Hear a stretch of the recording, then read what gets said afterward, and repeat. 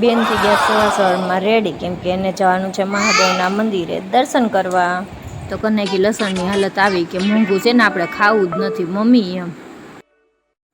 પછી બપોર છે ને આપણે શરૂ કરી દીધું આને હિંચકાવાનું, કેમ કે આ સૂવે તો આપણો વારો સૂવાનો આવે ને, નકર તો આપણે ન સૂવાય. હજી તો આપણે જાગ્યા હતા તો અંદર આપણી રાહ જોઈને આ બેઠા હતા કે મને સમેટો, મને કબાટમાં જવું છે. મેં કીધું હાલો બીજું હું, કપડાં બહુ ઘડી કર્યા ને આપણે, એટલે આપણને ઇનામમાં મળી ગયું. હાલો બધા તમે ખાવા પાણીપુરી.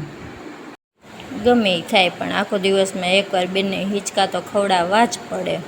જમીન પછી આપણે નીકળી ગયા લોંગ ડ્રાઈવ ઉપર બગીચે.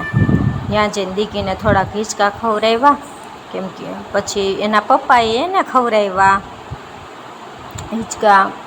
આપણને કોણ ખવડાવે, આપણે તો એકલા ખાઈ લીધા હિંચકા. પછી તો બેને ચકડી લસરપટ્ટી બધું બેહી લીધું અને ઘરે આવી ગયા. ગુડ નાઇટ, જય માતા.